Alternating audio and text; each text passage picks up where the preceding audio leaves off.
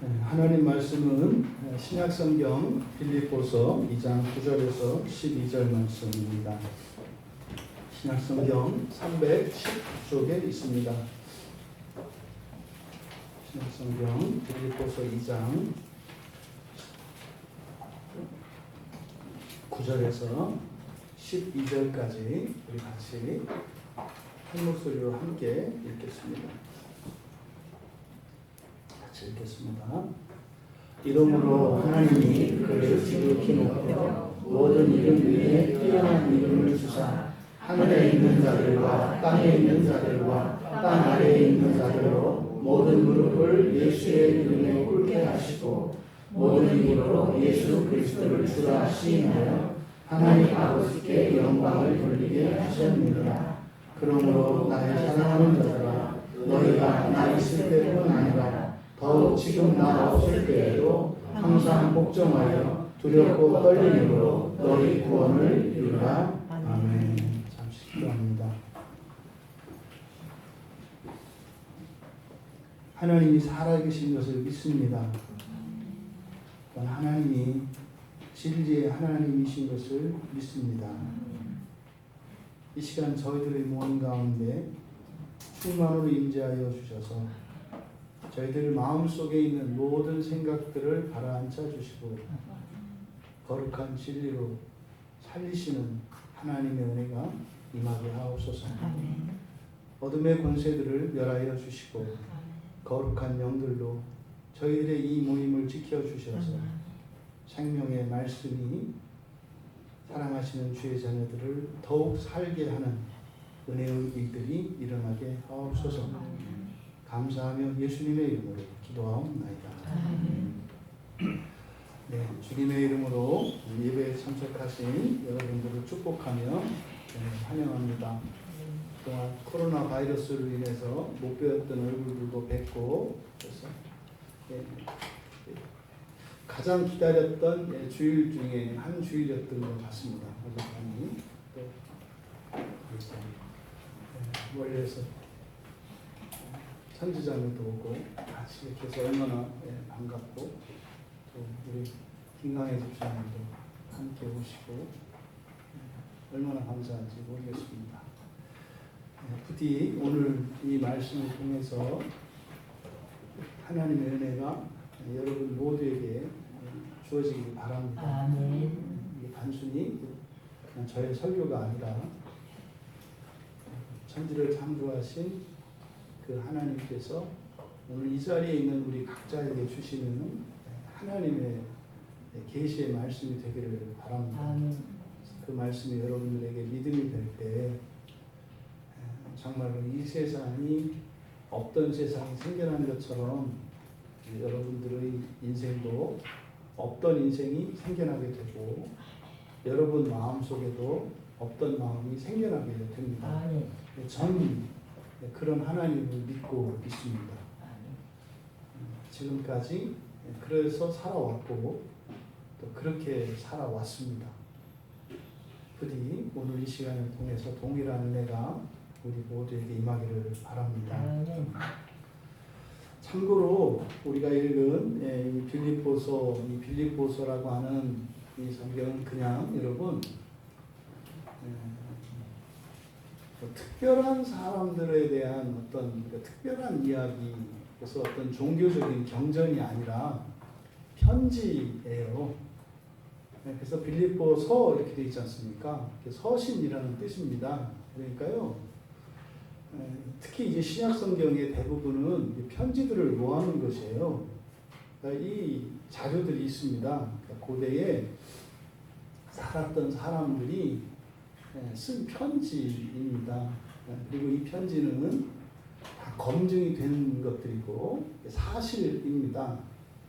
그런데 이 편지를 통해서 예수를 믿는 사람들은 이것이 이제 하나님께서 감동을 해주셔서 그 무슨 말이냐면 이 편지를 통해서 보이지 않는 하나님이 계시다고 하는 것을 알게 하신다는 거예요.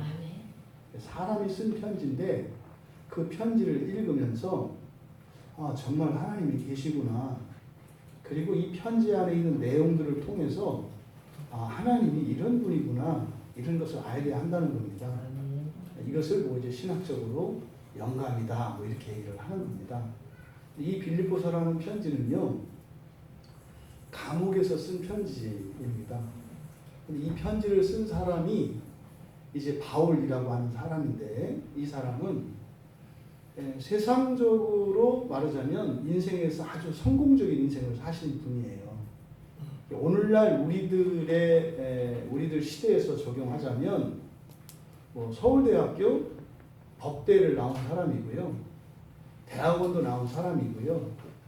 그래서 최고의 권력과 부와 명예를 다 가진 사람이었습니다. 바울이라는 사람이. 그러니까 지금도 이 시대에 그런 사람이 있잖아요.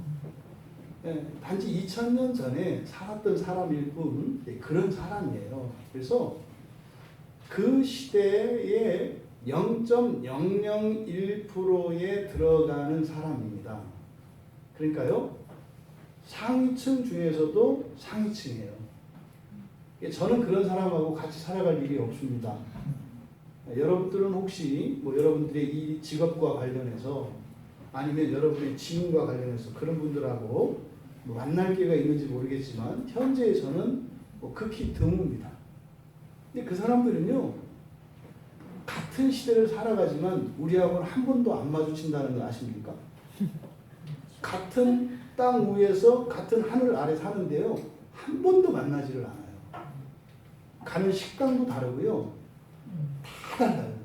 하다못해 머리를 자르러 가는 미용실도 이발실도 다르고 또 다니는 슈퍼도 다르고요.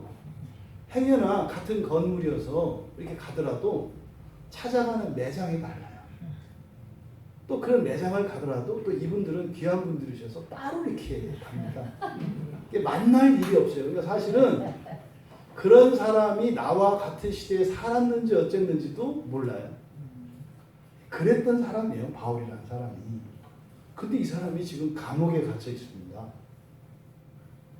여러분 이 부분부터 여러분들이 진지하게 생각을 하셔야 돼요.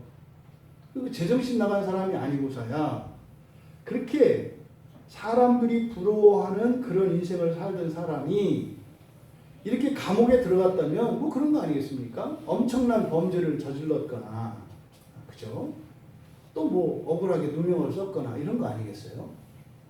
근데 이 바울이라는 사람이 감옥에 들어간 이유는 딱 한 가지입니다. 예전에는 나를 위해서 살았어요. 나를 위해서 살려면 어떻게 해야 됩니까? 성실해야 되고요. 근면해야 됩니다. 그리고요 능력이 있어야 합니다. 책임감 뭐 이런 거 말할 거 없죠. 이 사람은 어려서부터 매일 1등만 한 사람이에요. 1등에 1등만 하면서 살던 사람이에요. 왜요? 나를 위해서.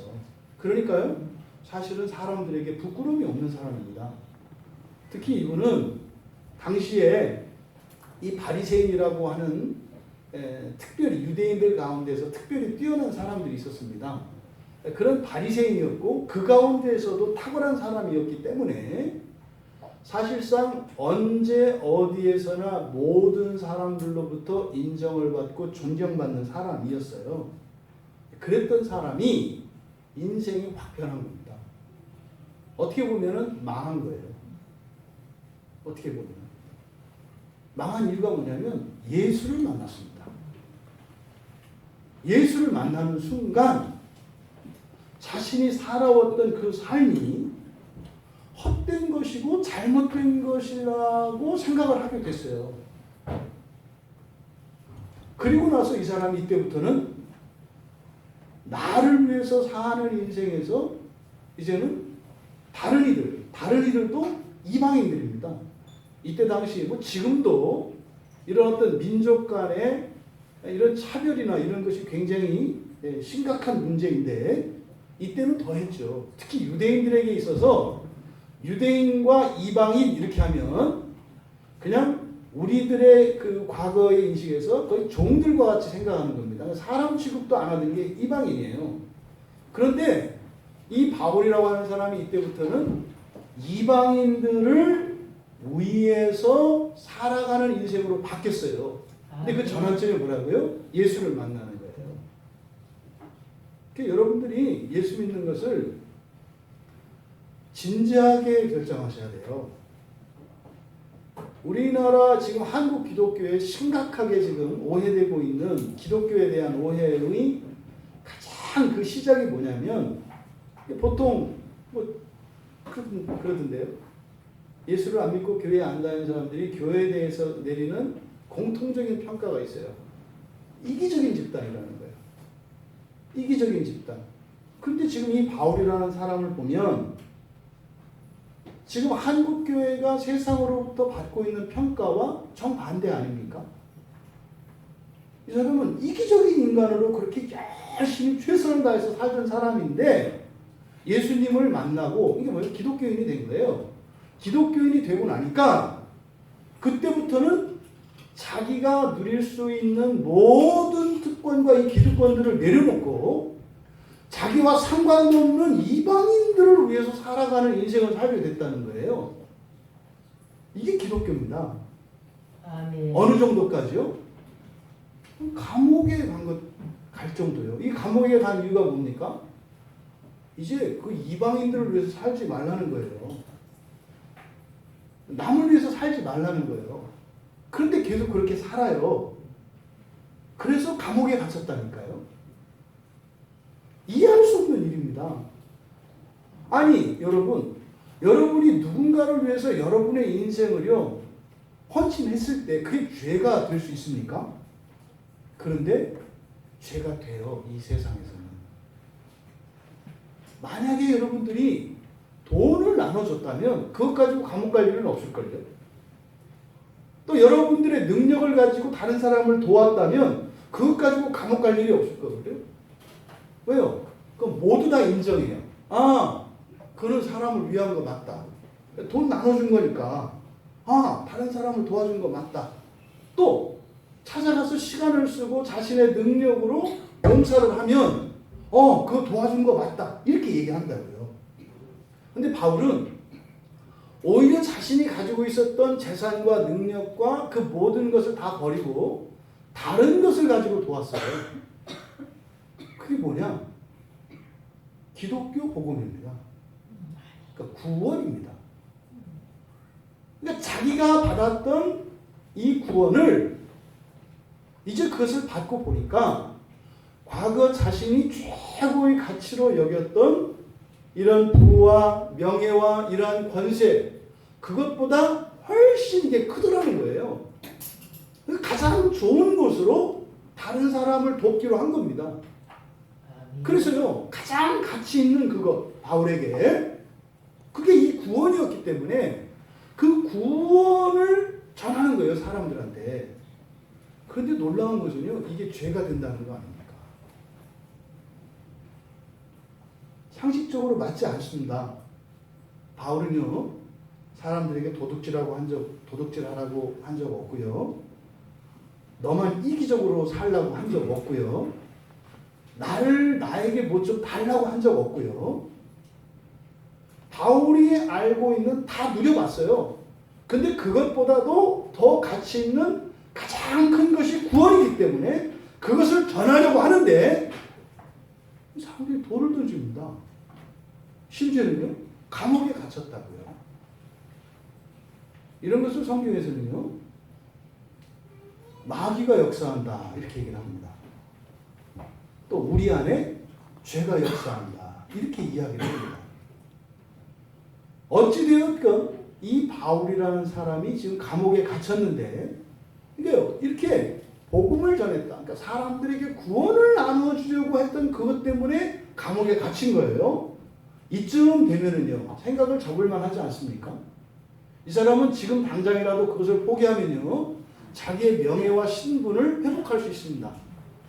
당장이라도 회복할 수 있습니다. 감옥에 갇혀 있으면 좀 그럴만 하지 않아요? 아니, 웬만큼 다른 사람도 좋고 나에게도 좋으면 뭐 할 수 있죠. 근데 이 사람이 하는 일은요, 계속 남만 좋게 하는데 자신은 자꾸 어려워져요.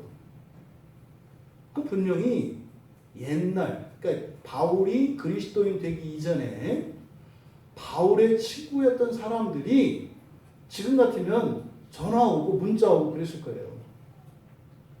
야, 여보게 바울, 자네 그 거룩하고 그 고귀한 마음은 내가 알겠는데 어지간히 좀 하게.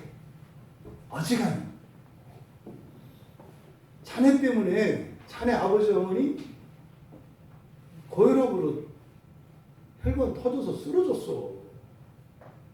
자네 어머니 지금 우라병에 걸려서 밤새 잠도 못 주무시고 불면증에 걸려서 밤새 시달려. 자네 형제들 자네 때문에 지금 동네에서 찍히고 사람들한테 완전히 따돌림 당하고 만나지도 못해. 어지간히 하게. 뭐 이런 얘기 안 들었겠어요? 들었을 거라고요.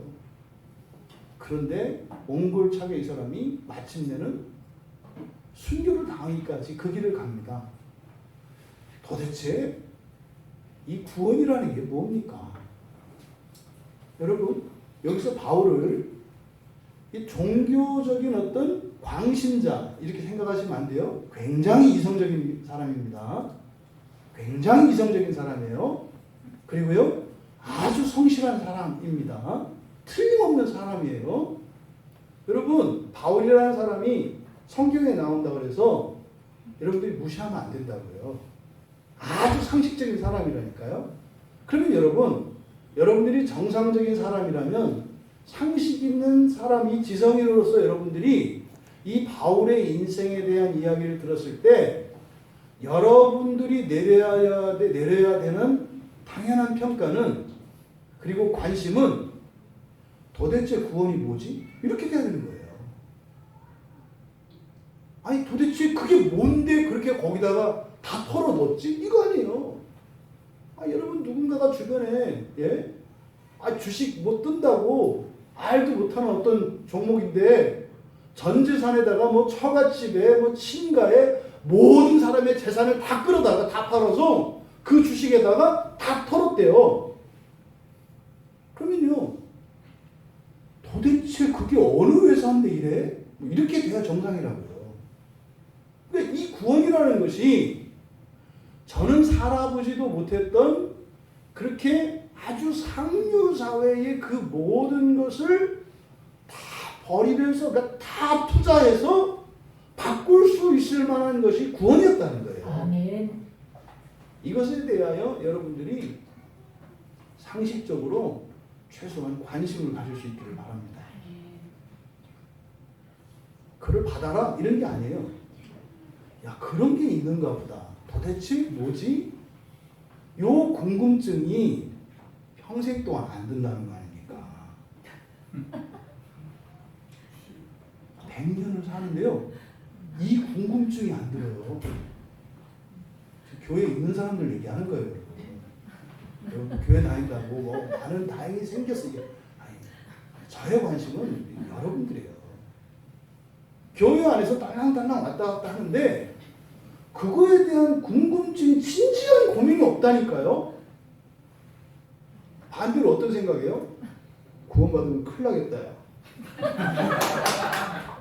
이렇게 생각하는거요. 야, 구원받으면 다 버린다고? 이게 정상적인 생각이 아니에요. 버리라는 게 아니라 그거 자기가 결정하는 거 아닙니까? 더 큰 가치가 있다고 하면 그게 뭐지? 하고 평가를 해보면 되는 거예요. 알고. 아니면 안 하면 되잖아요. 근데 우리들 생각 속에는 그거 위험한 거구나. 이거 조심해야 되네. 여러분 조심하시잖아요. 예매 안 받으려고. 성경 잘못 알았다 하니 큰일 나는 거구나. 여러분 두려워하지 마세요. 하나님이 사람을 창조하실 때 가장 중요한 것이 자유의지입니다. 여러분요, 꼭 하나님 말씀대로 살아야 되는 거 아니에요. 안 하셔도 돼요. 그러니까 여러분 판단에 따라서 하시면 돼요. 성경은 절대적으로 강요하지 않습니다. 여러분의 자유의지가 바르게 되는 것, 이게 사실은 구원의 중요한 목표 중에 하나거든요. 부디 여러분, 오늘 이 설교 말씀을 통해서 이 성경에 있는 이 내용을 통해서 여러분들이 가지고 있는 이런 전제들 그리고 편견들 다 내려놓으시고 여러분들이 예수를 믿고 살았지만 그렇게 생생하고 그렇게 기쁨이 넘치는 그리고 정말 이 세상에서 어떠한 성취를 얻었을 때보다도 더 큰 성취감을 가지고 이렇게 살지 못했다면 여러분들이 이 구원에 대해서 정확히 알고 있지 못했다라고 생각을 하시면 되는 거예요. 부디 오늘 말씀을 통해서 큰 깨달음이 있기를 바라고 그 은혜가 정말 우리를 향하신 그러니까 우리의 인생을 향하신 그리고 우리들 한 사람 한 사람을 향하신 하나님의 선한 뜻이 있어요. 선한 뜻은 좋은 뜻이라는 거예요. 그러니까 좋게 하시려고 하는 그 뜻이 여러분 안에 여러분의 인생에 성취되어지기를 진심으로 바랍니다. 아멘. 우리가 읽은 구절이 이러므로 이렇게 시작이 돼요. 이제 국어 공부입니다.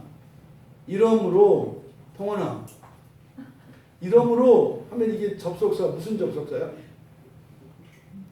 아직은 뭐 이렇게 따끈따끈하니까 이게 인과 접속사 이렇게 얘기하잖아요. 그렇지? 그러니까 원인과 결과 그러면 이러므로 그러면은 요 앞에 있는 내용이 원인이 되는 것이고 그 뒤에 있는 내용이 결과인 거죠. 그래서 이러므로 이렇게 했을 때는 여러분들이 성경뿐만 아니라 책을 볼 때도 사람들과 이야기할 때도 이러므로 그러면 가만히 있으면 안 돼요. 딴 생각을 조금 전에 무슨 말인지 못 따랐어요. 다시 이야기 이렇게 해야 되는 거예요. 근데 앞에 있는 말을 알지도 못한 채 그 얘기 뒤에 얘기를 들으면 못 알아듣는 거예요. 그래서 이러므로 그러니까 앞에 있는 내용과 뒤에 나오는 내용이 원인이 되고 결과가 된다는 거예요. 이럴 때 이제 이러므로라는 말을 쓰는 겁니다. 그래서 이 문단 앞에 이제 1절에서부터 쭉 되어 있습니다만 짧게는 5절에서부터 11절까지가 사실 이제 한 문단이거든요. 그러면 최소한 5절에서 8절까지의 내용이 무엇인지를 살펴봐야 되는 거예요. 그러면 이 앞에 있는 내용이 원인이 돼서 그래서 요 뒤에 있는 내용이 이제 결과가 되는 거예요. 이러이러하니까 이러이러하다 이런 거죠. 여러분 옷에 뭐가 이렇게 튀었어요. 어제 이제 제가 아는 어떤 분이 가족 사진을 찍어준다고 해서 어제 초대를 받아서 이렇게 하여튼 오랫동안 이렇게 미루다가 어제 이제 갔습니다. 그래서 이제 가족 사진을 찍으려고 이렇게 옷을 그냥 이제 하얀 옷을 입고 간 거예요. 그래서 또 구겨지지 않으려고 다른 옷을 입고 가서 그 앞에 가서 이제 옷을 갈아입었습니다. 근데 갑자기 갔는데 그 친구가 식사 대접을 해야 되겠다는 거예요. 아니 그냥 끝나고 우리 먹을 거니까 괜찮다. 꼭 해야 되겠대요. 그래서 어쨌든 밥을 먹으러 갔어요. 그래서 밥 먹으러 갔더니 또 이제 가족들이 제가 좀 칠칠맞은 걸 알고 외투를 입으라는 거예요. 그래서 이렇게 외투를 입었죠. 튈지 모르니까. 그래서 이제 외투를 입고 밥을 먹었어요. 먹고 났는데 점이 이렇게 되게 찍힌 거예요. 저도 모르는 사이에. 그러니까요, 제 안에, 제 옷에 이렇게 점이 찍혔어요. 이게 원인이잖아요. 그럼 어떻게 해야 돼요? 그것으로 인해서 어떤 일이 일어나야 돼요. 이거를 빨아 입든지, 그렇죠? 저는 그럼 이런 일이 생겼어요. 원인. 그럼 이것 때문에 어떤 일이 생길 거 아니에요? 이게 결과라고요. 저는 빨아 입지 않았어요. 친구에게 포토샵을 부탁을 했어요.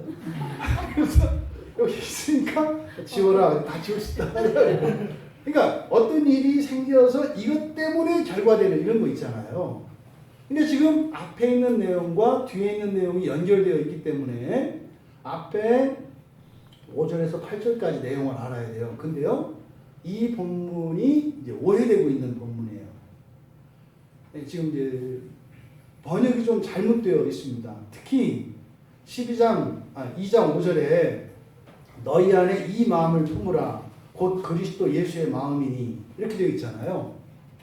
그는 근본 하나님의 본체이시는 하나님과 동등됨을 취할 것으로 여기지 않으셨다. 이게 매우 이렇게 의역이 된 본문입니다. 그래서 여기를 제가 이제 다시 헬라어 원문으로 번역을 해서 읽어드리겠습니다. 그러니까 그냥 뜻만 생각을 해보세요. 이제 우리말 성경을 여러분 염두에 두시고 대조하지 마세요.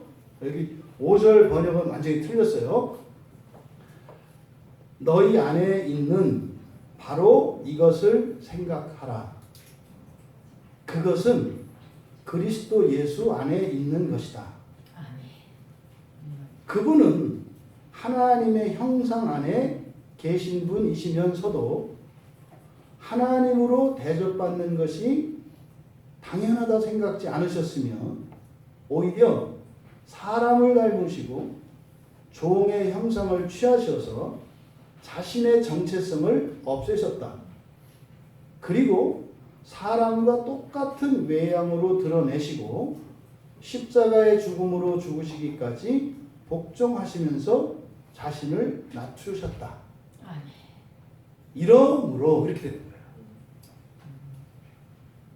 이게 지금 여기서 얘기하는 게 뭐냐면 특히 이 빌립보서 2장 5절 말씀을 그리스도의 겸손에 대한 그 중요한 본문으로 써요. 그래서요 어떻게 대부분 이해하냐면 성부 하나님, 성자 하나님 똑같은 하나님인데 성자 하나님이 성부 하나님처럼 똑같이 이렇게 대접받으려고 안 하시고 이렇게 좀 겸손해지고 이렇게 이해한다고요.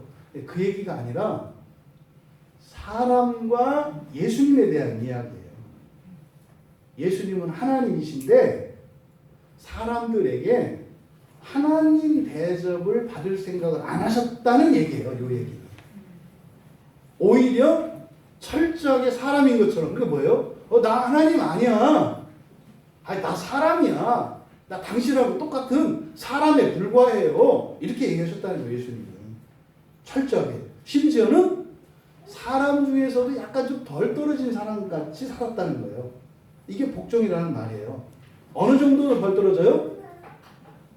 억울한 누명을 쓰고 십자가에서 죽는데 소송도 안 걸고 그리고 사형 판결이 나왔는데 항소도 안 하고 상고도 안 하고 그냥 당했다는 거예요.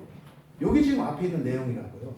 근데 사실은 이 내용이 무슨 내용이냐면 구원의 근본적인 원인에 대한 내용입니다. 기독교에서 우리가 추구하는 가장 중요한 것이 구원이거든요. 근데 그 구원의 원인이 바로 하나님이신 예수님이 이렇게 하셨기 때문에 우리에게 구원이 온 것이라는 것을 가르쳐주는 내용이에요. 구원의 원인. 그러니까 예수님이 겸손하다 이런 거 아니에요. 여러분 그러니까 겸손하세요. 이게 지금 굉장히 지금 성경에 그러니까 기독교 이 교회에서 잘못 가르치는 거예요. 아니 겸손하지 않은 내가 겸손하라고 해서 겸손하려고 하니 얼마나 힘들어요. 그러니까요 어딘가에서 성질 부리는 일이 있다 이 말이에요. 대부분은 자녀들이 이제 그 피해자 같아요. 교회에서는 방긋방긋 웃으면서 네네네 일어나고 집에 가서는 남편 말 안 들어 뭐 애들 잡아. 그럼 이 교회에서 아는 그분과 집에서 하는 그 님은 전혀 딴 사람이에요.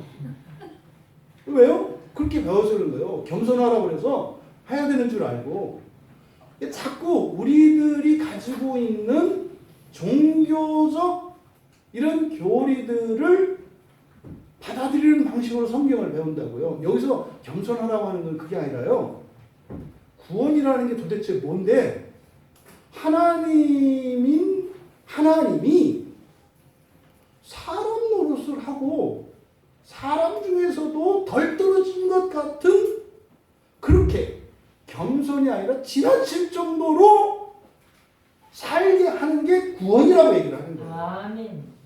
도대체 구원이 뭐길래? 그래서 바울이라는 사람이 감옥에 갔다 그랬잖아요. 그러니까 거예요. 그러니까 구원이라는 걸 만나면요, 이렇게 돼요. 이런 거예요. 근데 지금 여기서 예수님이 구원을 이루셔서 사실은 여러분들에게 주셨다는 거예요. 아멘.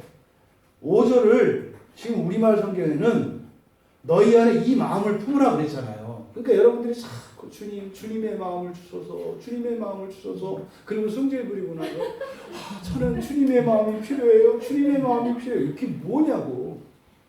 그래 뭐예요? 뭐 이렇게 착하고 속도 없고 이런 걸 자꾸 주님의 마음으로 알아요. 안 그래요.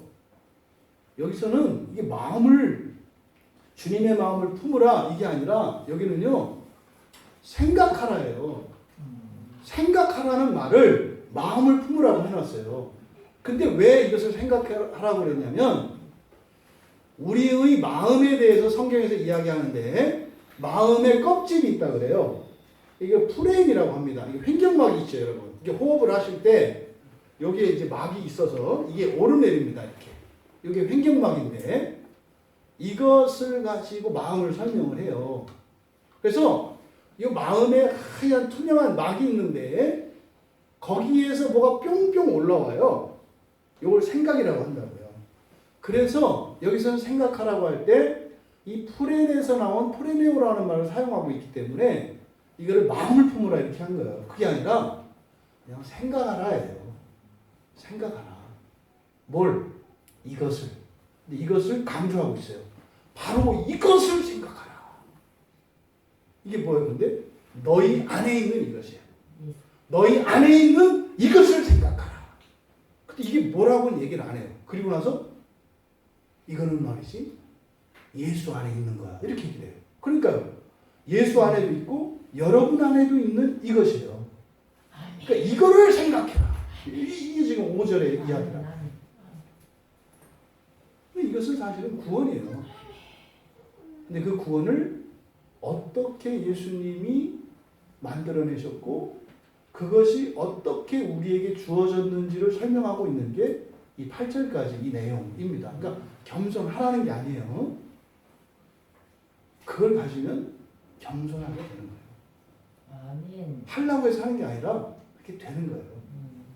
우리 청년들, 부자 되고 싶은 청년들이 요즘 꽤 많은데 큰 부자가 되세요. 큰 부자가 되는데 이렇게 그냥 새우 눈같이 이 뱁새 같은 그런 부자 말고 넉넉한 부자가 돼서 사람들이 좀 뭐 밥 사달라고 하면 툭툭 사주는, 네? 그리고 사람들이 여러분에게 속여 먹고 뺏어 먹어도 허허 이렇게 할 수 있는 넉넉한 그런 부자가 되세요. 이 구원이라는 게 그런 거예요. 구원이라는 것은 자신의 권리조차 이렇게 보장받지 못할 때도 화를 내는 게 아니라 허허 할 수 있는 게 이게 구원이라는 거예요. 이것을 생각하십시오. 아멘. 구원을 생각하십시오. 근데 이 구원은 하나님이신 예수님이 만드셔서 이루셔서 이미 여러분에게 주신 것입니다. 아멘. 여러분 안에 그것이 있습니다. 아멘. 여러분 안에 있는 구원을 생각하십시오. 아멘. 그냥 막 참고 살고 이렇게 하려고 하지 마시고 여러분 안에 있는 구원을 생각하시면 그렇게 견딜 수 없고 부당한 것들을 부당한 거죠.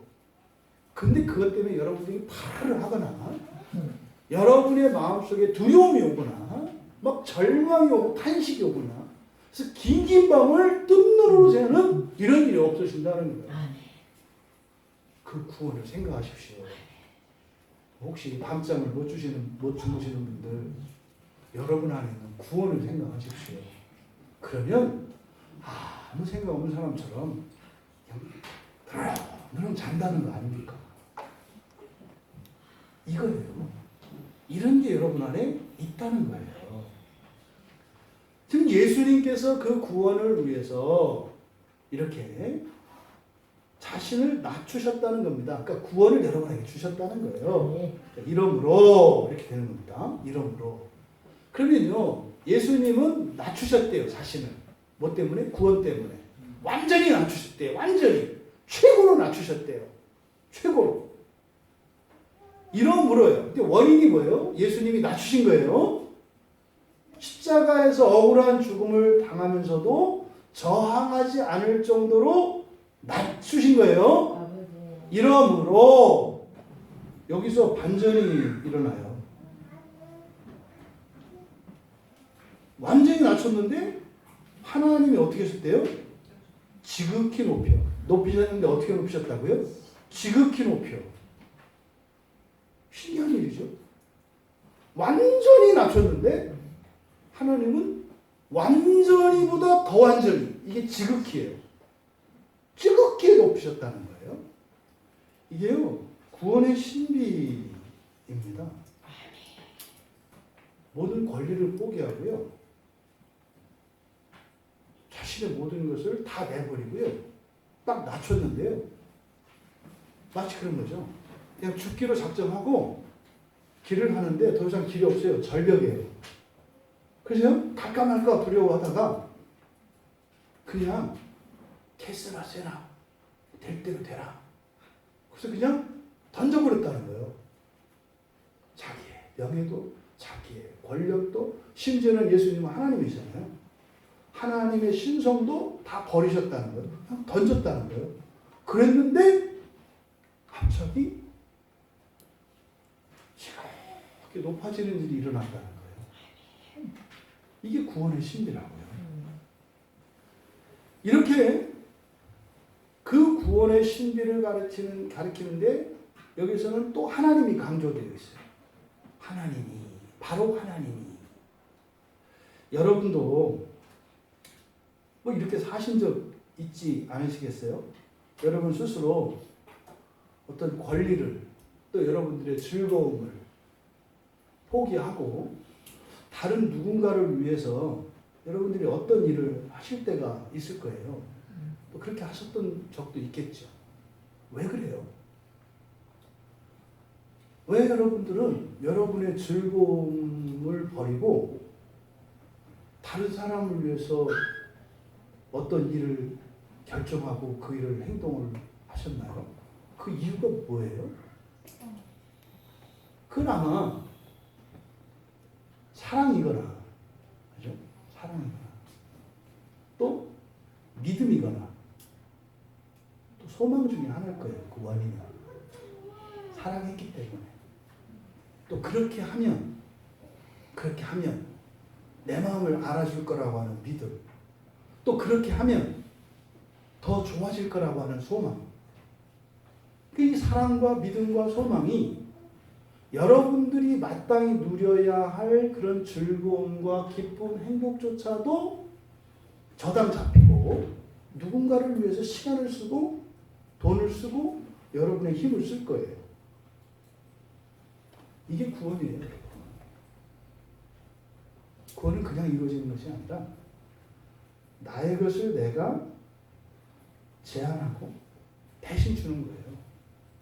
하나님의 구원을, 하나님은 전능하니까 그냥 이렇게 떡 하나 나눠주듯이 줬다. 오병이어의 기적에서 그걸 나눠주니까 12광주리가 남는 것처럼 줬다. 이렇게 생각하시면 안 돼요. 자신의 권리와 즐거움을 박탈했을 때 누군가의 구원이 일어나는 거예요. 아멘. 자녀들, 뭐 저도 자녀죠. 저를 낳아주신 부모님 있고 길러주신 부모님 있으니까. 제가 오늘 이만큼 될 수 있었던 것은 제 부모님의 사랑과 헌신으로 인한 겁니다. 전 기억해요. 우리 어머니가 그 사탕 하나를 사 먹고 싶을 때 안 사 드셨어요. 저를 위해서. 그리고 본인이 사탕을 먹고 싶었는데 먹고 싶은 그 순간 저를 생각했어요. 내가 이 사탕을 먹고 싶은데 그럼 우리 산재도 이걸 먹고 싶겠네? 그러면서 한 사 먹고 참아요. 그리고 저를 만났을 때 갑자기 산재야, 너 사탕 먹고 싶지? 저는 좀 전까지 사탕 먹고 싶지 않았어요. 근데 갑자기 사탕 먹고 싶은 게 아니까 당연히 먹고 싶죠. 근데 그랬더니 웃으시면서 사서 줘요. 구원은 이런 거예요. 이런 거예요. 구원의 원인이 사랑, 믿음, 소망이라고요. 여러분들이 무언가를 위해서 희생하시고 애쓰고 수고할 때요, 바로 믿음과 소망과 사랑이 그 일을 하게 하는 거예요. 근데 그 목표는 뭐예요? 구원이라는 거예요. 그 구원이라고 해요. 그러니까 우리들이 우리 이제 지금 올해 대학교 입학한 우리 20학번 학생들, 역사의 길이 나온 학생들인데, 내가 도대체 대학교를 들어갔는지, 지금 처음에 학교에 좋았는데 합격을 했는지 뭐 했는지, 어찌가 보니까 우리 집사님이 너는 네가 방통대생인지 대학생인지 수업료를 방통대 수업료만 내고 나머지 환불을 해오라, 이렇게 할 정도로. 아마 대신 20학번들이요, 슬퍼하지 마십시오. 여러분들은 역사의 주인공입니다. 20학번은 영원히 기억될 겁니다. 그러니까 여러분들이 정말 이 구원의 그 은혜라고 하는 그것은 사실 여러분들이 그동안 애쓰고 수고하고 공부하고 노력해서 얻은 거잖아요. 그걸 위해서 여러분들이 얼마나 애썼어요. 얼마나 애썼어요. 그랬는데 가만히 돌이켜 생각해 보세요. 지금 여러분들 지금 대학 입학해서 보니까 그럴 만한 가치가 있었던 거냐고요. 별거 아니라고 생각할 가능성이 많을 것 같아요. 내가 이러려고 내가 고등학교 그러면서 하는가, 합격증 받고 내가 그렇게 좋아했나, 이제 이렇게 생각할 수 있어요. 근데 어쨌든 여러분들이 굉장히 수고한 것은 틀림이 없다. 또 여러분 부모님과 선생님들, 주변 사람들이 굉장히 수고한 것은 틀림이 없다. 그렇게 해서 구원이라는 게 만들어지는 거예요. 근데 여러분들이 이제 합격을 하고 보니까 별거 아니라고 생각을 한 것처럼, 근데 사실은 여러분, 이렇게 온라인 개학이 아니라 직접 개강했어도 지금 별로 또 안 좋았을 가능성이 많아요. 술에 쩔어서 피부가 퍼석퍼석해지고 눈은 초점을 잃을 가능성도 많고, 그나마 온라인 개강을 해서 그런 시간들이 좀 줄어들었죠. 근데 구원은 그런 거 아니에요.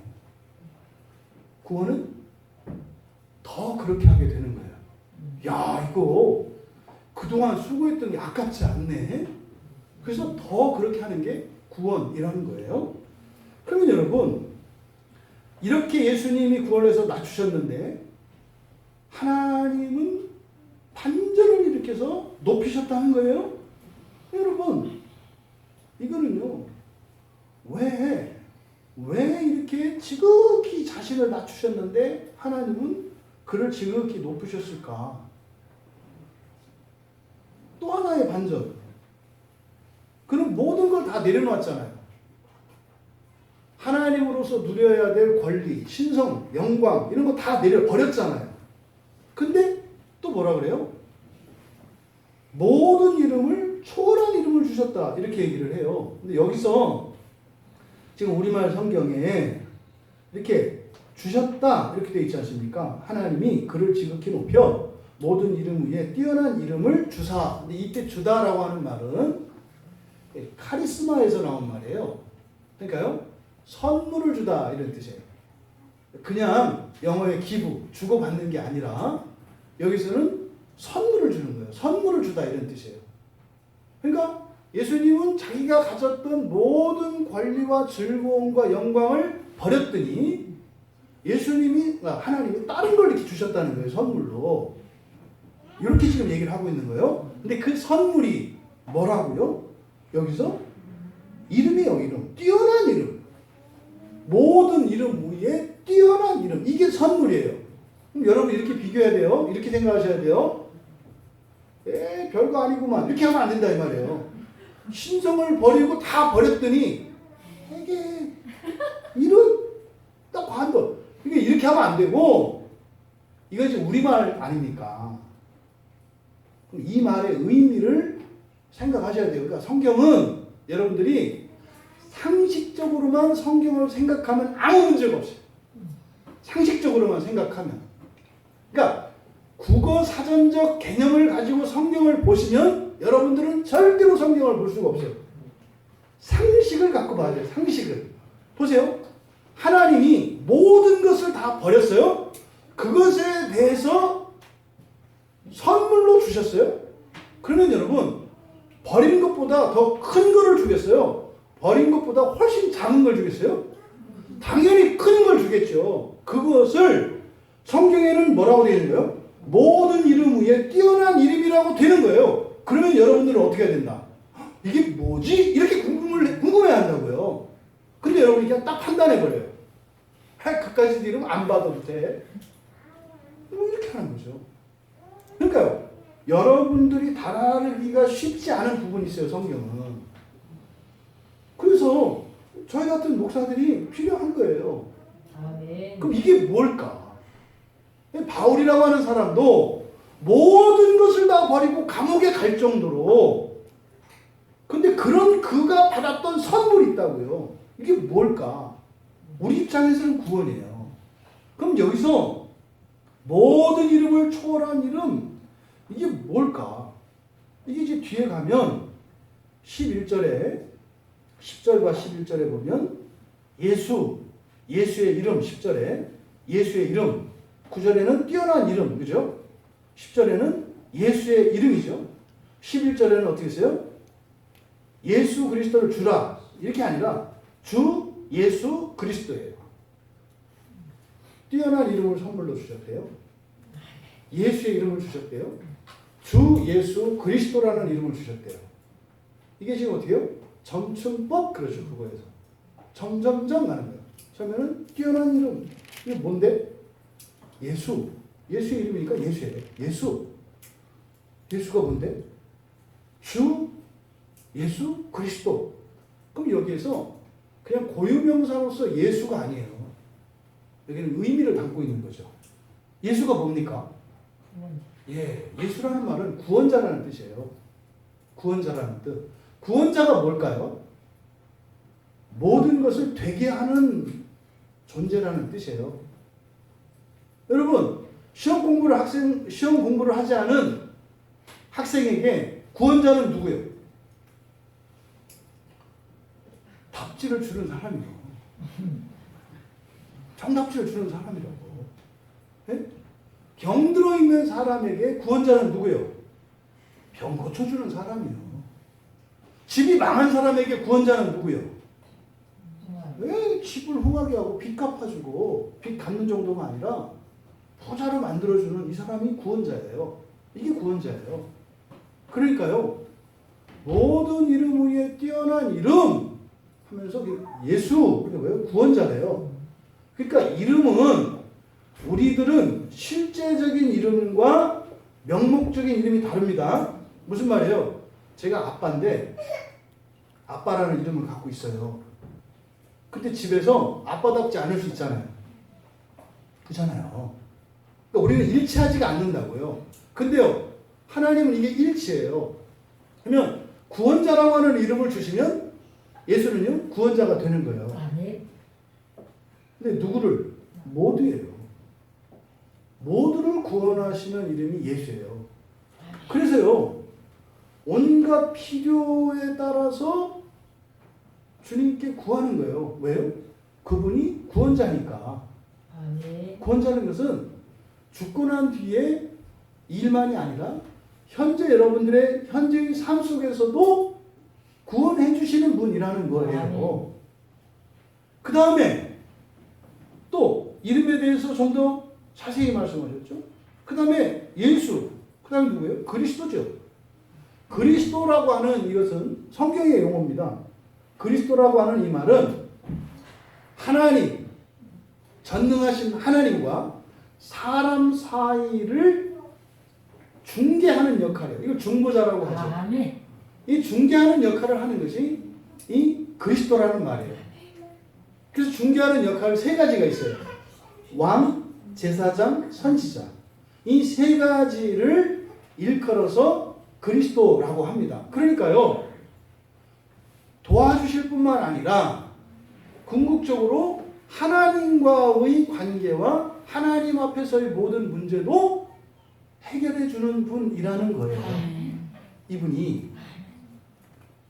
그 다음에 주는 뭐예요? 주권자라는 뜻이에요. 주권자. 이걸 부정적으로 생각하시면 안 돼요. 모든 것의 주권자라는 거예요.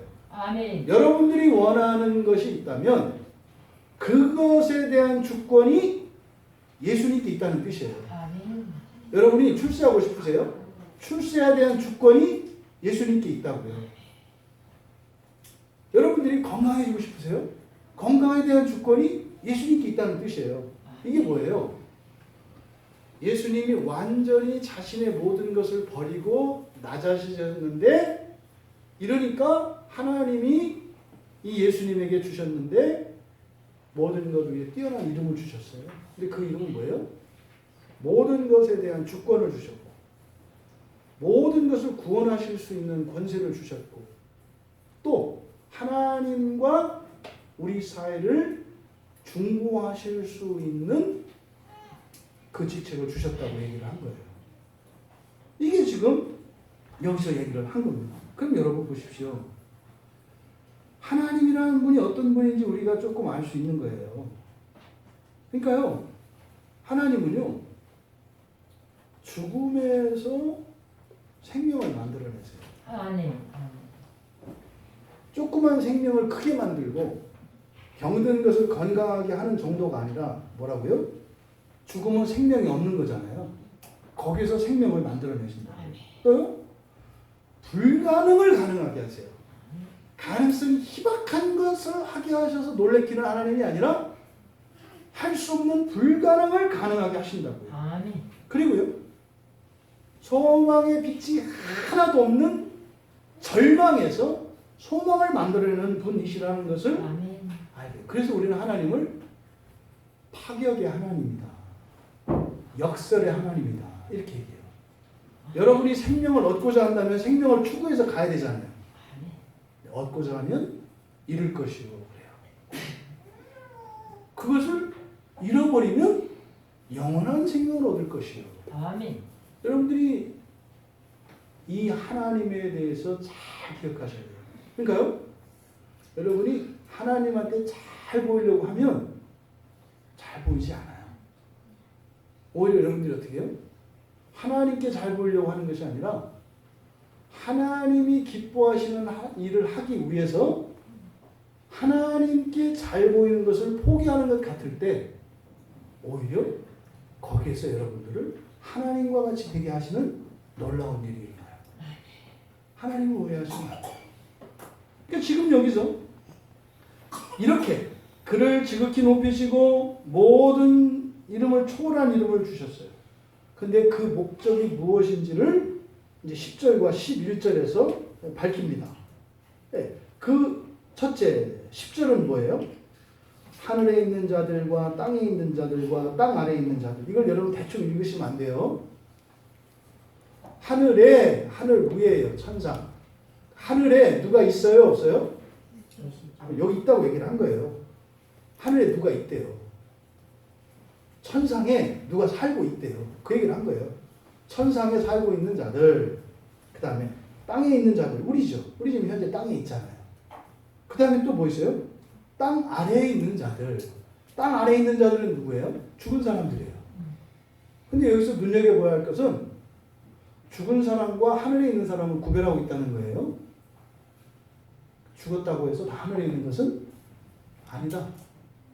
아, 죽고 난 뒤에 천상에서 살 수 있는 사는 사람도 있고, 죽었는데 땅 아래에 살아가는 사람도 있구나.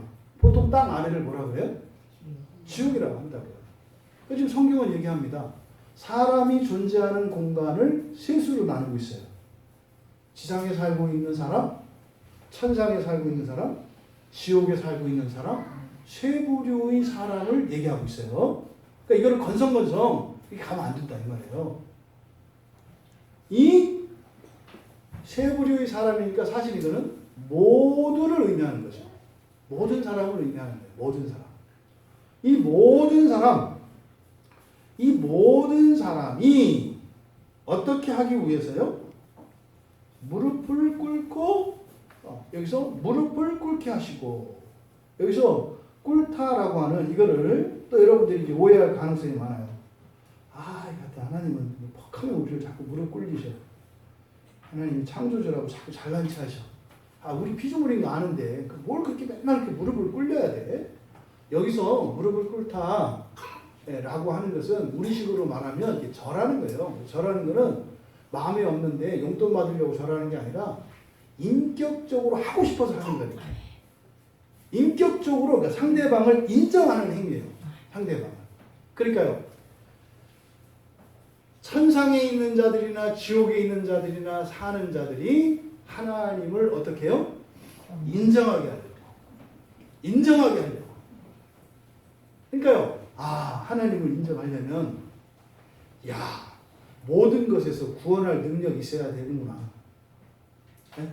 그 모든 주권, 그 능력만 아니라 또 주권이 있어야 되고 또 심지어는 뭐예요? 하나님 앞에서도 나를 온전케 하시는 이런 권세를 가져야 우리가 하나님을 인정하는구나. 이걸 보고 여러분들이 사람한테 인정받으려고 하는 생각이 얼마나 허무맹랑한 생각인지 아시겠죠? 여러분이 누구한테 인정받으려면요, 그 사람이 무언가를 필요해서 도움을 요청할 때 여러분들이 도움을 줄 수 있는 사람이라야 인정해요. 이게 쉽지가 않다고요. 또 그거를 다른 사람한테 부탁해서 도와주는 게 아니라 그 사람이 직접 도와줄 수 있는 능력과 주권이 있는 사람이라야 여러분들이 그 사람을 인정을 해요. 심지어는 뭐예요? 여러분의 본성까지 변화시켜 줄 수 있는 사람이라야 여러분이 인정합니다. 네. 여러분 주변에 그런 사람이 있을 거라고 생각하세요? 여러분이 혹시 그런 사람이라고 생각하세요? 아니죠. 우리는 누구를 인정할 수 없고요. 인정받을 수 없다는 사실을 기억하십시오. 괜히 쓸데없이 인정받으려고 하지 마세요. 하나님조차도 인정받기 어려워요, 우리에게. 우리가 얼마나 까칠한 사람이에요. 우리 만만히 봐도 보통 만만히 봐도 어떻게 나한테 인정받으려고 그래? 하나님도 인정 안 하는 우리인데. 지금 여기서 바로 이렇게 하신 목적을 모든 사람이 인정하기 위한 거라는 거예요. 이걸 뭐라고 하면 이걸 구원이라고 한다고요. 이걸. 하나님을 인정하는 거. 그 다음에 그러니까 여기서 또 하나 우리가 알 수 있는 것은 뭐예요? 하나님 그냥 이렇게 꿀기를 원하는 게 아니라 뭐예요? 인격적으로 하나님 이 주일에 이 시간을 제가 다른 거 안 하고 정말 주님 앞에 나와서 마땅히 예배를 드려야 되는 거군요. 하나님은 그런 분이시군요. 오히려 이런 예배를 허락하신 게 굉장히 영광스러운 것이군요. 인격적으로 순복하기를 원하신다는 것을 우리가 알 수 있어요. 이게 10절에서 밝히는 내용입니다. 그러니까 10절을 그냥 일방적으로 그치 또 예수 믿으라고 하는구나. 또 그냥 복종하라고 하는구나. 입 다물고 하라면 하라는 대로 하고 이 얘기구나. 이렇게 받아들이시면 안 된다는 거예요. 10절에서 강조하는 내용은 뭐예요? 우리의 인격적인 승복입니다. 두 번째 목적 11절. 11절은 오해의 소지가 있어요. 모든 입으로 예수 그리스도를 주라 시인하여 하나님 아버지께 영광 돌리게 하셨다. 지금 11절은 결과로 번역을 해놨어요. 결과가 뭐예요? 하나님께 영광 돌리는 게 결과잖아요. 이렇게 하면 안 되고 이걸 목적으로 해석을 해야 합니다. 하나님께 영광을 돌리기 위하여 모든 입으로 예수 그리스도를 주라 시인하게 하셨다. 이렇게 해야 됩니다. 위하여예요. 위하여. 이렇게 결과로 해놓으면 어떻게 돼요? 여러분들이 잘 살려고 하면 돼야 안 돼요? 안 된다는 생각을 갖고 있어요. 교인들이. 내가 행복해지고 잘 살려고 하면 안 돼. 어떻게 살아야 돼? 하나님의 영광을 위해서 살아야 돼. 이런 잘못된 생각을 가지고 있다고요. 이게 지금 굉장히 잘못된 심각한 한국 교회 안에 있는 한국 교회뿐만 아니라 전 세계 교회 안에 있는 심각한 오해예요. 목적이에요, 목적. 그래서 이 본문을 이렇게 하면 안 된다. 그리고 지금 여기서 모든 입으로 되어 있는데 입이라고 번역된 이 단어가 언어예요, 언어. 모든 언어. 그러니까 세상의 모든 사람들을 의미하는 겁니다. 그러니까 세상의 모든 사람들이 하나님 아버지께 영광을 돌리게가 아니라 이것도 위하여예요. 에이스라고 하는 전치사를 쓰고 있거든요. 그러니까 하나님의 영광을 돌리는 게 아니라 위하여, 영광을 위하여 주 예수 그리스도를 인정하게 하도록 하시기 위해서. 이 본문의 뜻은 그런 겁니다. 여기서 영광을 돌린다. 영광을 돌린다는 것은 잘못된 번역이다. 뭐다? 영광을 위하여다. 영광을 돌린다라는 말은 여러분들이 영광을 위하여라고 이해해야 되는 거예요. 그러면 영광을 돌린다 이러면 우리가 어떻게 생각이 들어요? 제가 이제 마실 물이에요. 하나님께 영광을 돌린다 그러면 어떻게 돼요? 영광을 받으소서죠. 이 물을 내가 안 마시고 하나님께 드리는 걸로 생각을 한다고요. 이거 없애야 한다고요. 그런 거 아니에요. 아니 하나님이 치사하게 제 물을 뺏어 먹겠어요? 하나님이 치사하게 여러분의 돈을 가져가겠어요? 하나님이 치사하게 여러분들의 헌신과 노력, 수고, 봉사를 뺏어가겠어요? 나 그런 거 아예 안 믿어요. 그런 하나님. 아니 빈대에 간을 빼먹지. 나한테 뭐가 있다고 그걸 가져가려고 그래 하나님이. 근데 어떻게 해요? 자꾸 더 달래. 하나님은 더 원하십니다. 싶습니다. 조금 더 헌신하시지. 조금 더 하세요. 이렇게 하나님을 완전히 삼육 말종으로 만들어버려요.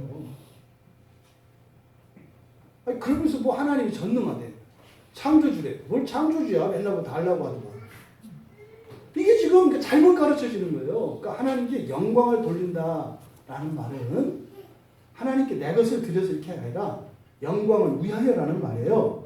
영광을 위한다는 말은 여러분들이 보통 어떤 생각을 갖고 있냐면 양자택일적 생각을 가지고 있어요. 그러니까 내가 먹든지 하나님이 먹든지 둘 중에 하나예요. 그러니까 하나님을 위한다면은 내가 안 먹고 하나님한테 주는 거로 생각을 해요. 그런 의미가 아니라고요. 하나님의 영광을 위한다는 말은 그게 아니라 여러분 나를 최고로 위하는 게 하나님의 영광을 위하여요. 이게 무슨 말이냐면 목표치를 높이라는 거예요. 여러분들이 기뻐하는 거 있죠. 여러분들이 바라는 거 있죠. 이게 나의 영광이에요. 영광이라는 것은 내가 최고로 여기는 거예요.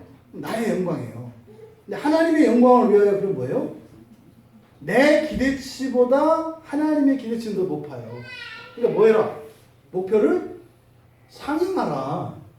이게 하나님의 영광이에요.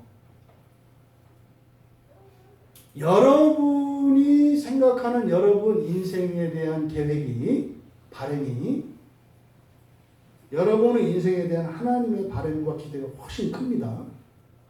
이것을 하나님의 영광을 위하여라고 하는 거예요. 여러분, 훌륭한 사람 되려고 하지 마세요. 사람으로 행복하려고 하지 마세요. 하나님의 영광을 위하세요. 이게 무슨 말이에요? 신적 행복과 신적 그런 존귀함이 있어요. 이것을 하나님의 영광을 위하여라고 하는 거예요. 그러니까 하나님 아버지의 영광을 위하여 주 예수 그리스도를 인정한다. 그러니까 주 예수 그리스도를 인정하는 목표가 뭐예요? 여러분을 최고로 좋게 하기 위해서 주 예수 그리스도의 도움을 받으라는 거예요. 그러니까 여러분들이 상상할 수 없는 더 높은 차원의 행복과 기쁨을 얻으려면 이것은 오직 구원으로만 얻을 수 있어요. 그래서 주 예수 그리스도를 믿고 의지하고 따라가야 되는 거예요. 근데 보세요. 애시당초 그런 목표가 없어. 그 사람들에게 예수를 따라가라고 하면 따라갈 이유가 있어요? 없어요? 없잖아요. 내가 바라는 것은 물 한 모금 마시는 게 다요. 이 물 한 모금이 어떤 사람은 대학교 들어가는 거, 취직하는 거, 결혼하는 거, 내 집 갖는 거, 또 뭐 현재 내가 겪고 있는 문제 고쳐지는 거, 이게 물 한 모금이에요. 만만히 볼 게 아니죠. 그거 그거는요. 예수님께 의지하지 않아도 돼요. 좋은 의사 만나면 되고요. 좋은 병원 가면 되고 좋은 치료 받으면 되고요. 병을 고치잖아요. 또 집 사자면 돈 벌면 되잖아요. 그러니까 예수님은 의지하지 않아요. 그러니까 어떻게 해요? 예수 믿는 거 잠깐 내려놓고 그것을 이루기 위해서 가잖아요. 먼저 여러분들이 인생의 목표를 바꾸셔야 돼요. 여러분 인생의 목표는 구원이어야 돼요. 구원이라는 건 뭐예요? 여러분들의 능력으로 다다를 수 있는 것을 초월하는 것. 여러분들이 바라는 기쁨과 행복을 초월하는 것. 그게 있어요. 근데 속에서 죄가 어떤 마음을 일으켜요? 나는 욕심이 없는 사람이야. 자족할 줄 아는 사람이지. 나는 부유함에 처할 줄도 알고 나는 가난함에 처할 줄도 알기 때문에 그건 번지수가 틀렸어요. 그렇게 가면 나중에 지옥으로 가요. 여러분, 하나님의 영광을 위한다는 것은 하나님 나라에 이를 때까지 끊임없이 더 높은 것을 향하여 가는 것을 말해요. 이게 하나님의 영광을 위하여 라고 하는 말입니다.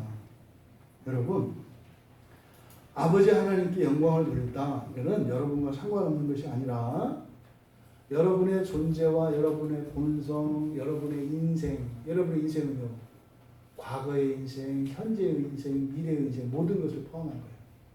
그리고 여러분 인생 안에는 여러분만 있지 않죠. 여러분의 아내, 남편, 자식, 부모, 조상, 자손, 친구, 이웃 다 있잖아요. 인생 안에 다 있다고요. 이 모든 것을 사람들로 또 이 세상에서 얻을 수 있는 능가하는 무엇을 얻는 거. 이것을 하나님의 영광을 위하여라고 한다는 겁니다. 여러분과 여러분의 가정과 삶이 그렇게 하나님을 닮아가고 하나님의 영광을 위하여 살아가시는 여러분 모두가 되시기를 바랍니다. 그래서 12절에서 뭐라고 해요? 그러므로. 12절의 그러므로는 앞에서 9절에서 이야기했던 이러므로와 다릅니다. 12절의 그러므로라고 하는 이건 호스테라고 하는 말인데 이 말은요 마땅한 거예요. 자연스러운 거예요.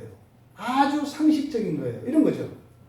여러분 앞에 두 개의 상자가 있습니다.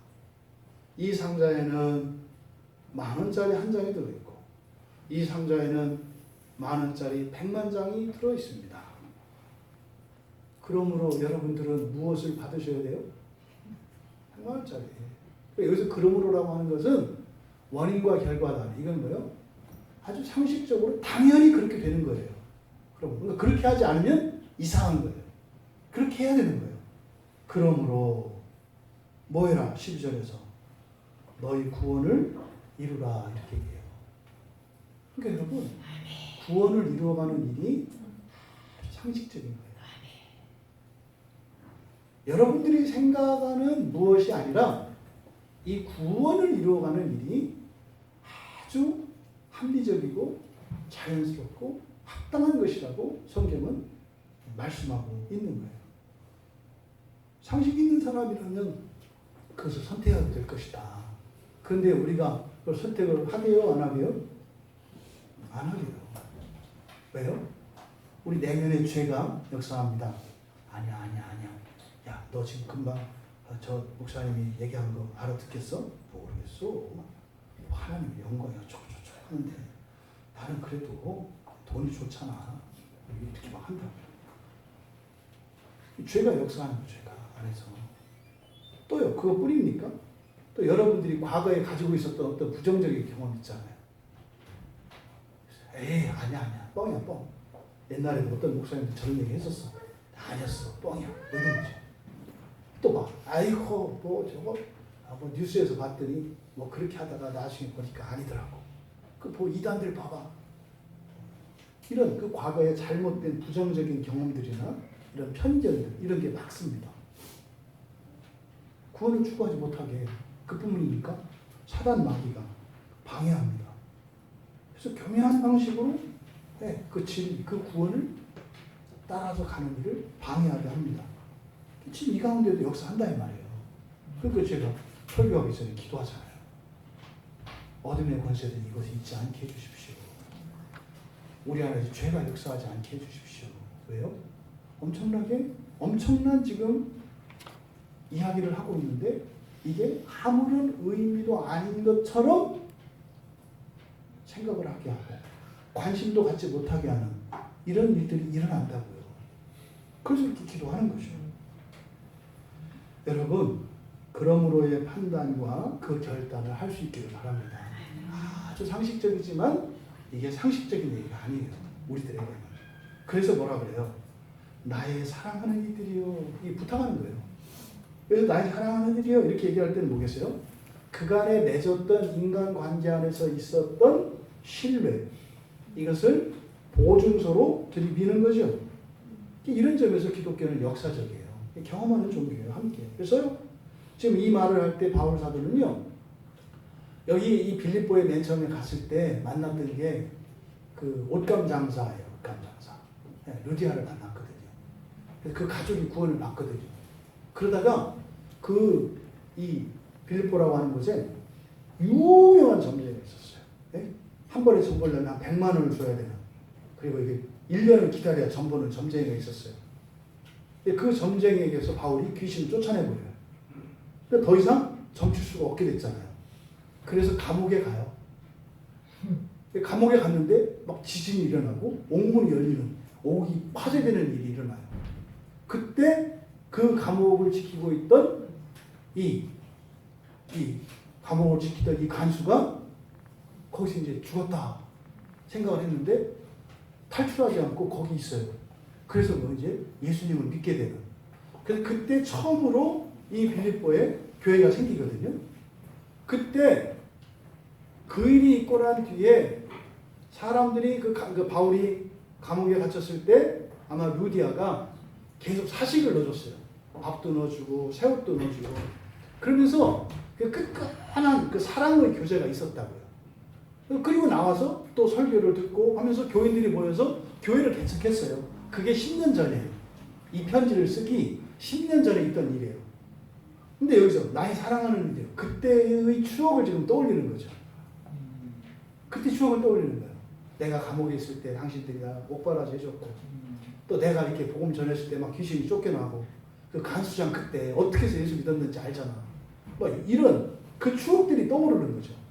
근데 지금 왜 이 얘기를 해요? 이 말을 안 들으면 안 돼. 왜? 너무나 중요한 말이니까. 그래서 지금 이 말씀을 하고 있는 거예요. 그래서 어떻게 해라? 언제나 항상 일관되게 나하고 있을 때뿐만 아니라 지금 내가 없을 때 당연히 없죠. 감옥에 있는데. 여기는 어떻게 해요? 내가 없을 때는 더더욱 이렇게 돼 있어요. 우리말 성경에 안 나타나 있어요. 내가 없을 때는 더더욱 복종하여 두렵과 떨림으로 너희 구원을 이루어가라. 이렇게 얘기하고 있어요. 여러분, 예수님이 이루어서 여러분 안에 있는 그것, 구원이 있어요. 여러분 안에 있는, 여러분 안에 구원이 있어요. 그런데요, 가야 하는 구원이 있어요. 그래서 바울이 뭐라고 했어요? 내 안에 있는 그것을 생각하라. 생각하라. 내 안에 있는 구원을 생각해라. 이미 있어. 이미 이루어진 구원이 있어. 그런데요, 이루어가야 되는 구원이 있어. 그 이루어가는 구원의 첫째, 어떻게 이루어가야 돼요? 먼저 생각해야 돼요. 내 안에 구원이 있다는 것을 생각해야 돼요. 여러분은 그냥 여러분이 아니에요. 여러분은 여러분 안에 있는 구원이 여러분을 날마다 새롭게 할 겁니다. 아멘. 이거를 생각해야 돼요. 아멘. 여러분의 현실 그 이상 이하도 아닌 게 아니에요. 여러분들이 지금 맞닥뜨리고 있는 그 현실을 구원할 수 있는, 그래서 바뀔 현실이 있어요. 이거를 생각하라는 거예요. 예수님이 나에게 주신 구원으로 지금 내가 겪고 있는 어려움과 이런 지루함과 힘듦을 없애고 새롭게 해주신 그 인생, 이거를 생각하라는 거예요. 두 번째로 어떻게 해라? 복종해라. 복종해라. 복종하라는 거예요. 인격적인 설복이라고 그랬어요. 그 구원을 얻고자 한다면 다른 말 듣지 말고 성경의 복음을 따라서 가라는 거예요. 이게 복종하라는 말이에요. 성경을 따라가라는 거예요. 근데 어떻게 따라가라? 두렵과 떨림으로. 이때 두렵고 떨림이라고 하는 것은 바울이 순종에 대해서 이야기할 때 사용하는 특별한 원술이에요. 이 두렵다라는 것은 겁먹는 거 아닙니다. 이거는 경외심을 말해요. 두렵고 떨림은 하나님에 대한 경외심이에요. 여러분, 1차적으로 하나님을 어려워하십시오. 하나님은 높은 분이세요. 지극히 높은 분이세요. 그래서 일상생활에서 여러분 뭘 생각하고 판단하고 행동할 때 하나님을 의식하시라는 거예요. 함부로 결정하지 말라는 거예요. 이게 두렵다라고 하는, 경외하다라는 거예요. 떨림. 이게 지금 하나님에 대한 경외심. 이게 예수 믿는 사람들이 구원을 이루어가는데 필수적인 겁니다. 여러분들이 경외심을 잃어버리면 어떻게 되는 줄 아세요? 여러분 마음대로 살아요. 여러분 마음대로 결정해요. 여러분 마음대로 판단해요. 그래서요, 경외심을 가지라는 거예요. 그렇게 해서 구원을 이루어 가라. 여러분, 예수님이 이루어서 여러분 안에 주신 이미 이루어진 구원이 있습니다. 하지만 그 구원이 실제로 여러분들의 것이 되기 위해서는 구원을 이루어 가셔야 합니다. 첫째, 그 구원을 이루어 가기 위해서 어떻게 해라? 내 안에 있는 구원을 생각하라. 두 번째 어떻게 해라? 복종해라. 세 번째 어떻게 해라? 경외심을 갖고 두렵과 떨림으로 구원을 이루어가라. 그러면요, 여러분이 지금까지 살아왔던 인생이 헛된 삶이 아니라 정말로 가치 있는 삶이었다는 것을 아시게 될 것이고, 이제부터는 불안해하며 나의 미래를 위해서 살던 삶이 아니라 넉넉함으로 오히려 세상을 도와주면서 구원하면서 살아갈 수 있는 인생으로 바뀌게 된다는 겁니다. 여러분, 이것이 구원의 두 차원입니다. 이미 주신 구원과 이루어가야 할 구원. 여러분들이 구원의 능력과 영광을 누리지 못했다면 구원이 없어서가 아니라 그 구원을 이루어가지 않았기 때문입니다. 이후로 그 구원을 이루어가며 그 영광을 누리며 살아가시는 여러분 모두 되시기를 주님의 이름으로 축원합니다. 찬양 준비해 주시고요.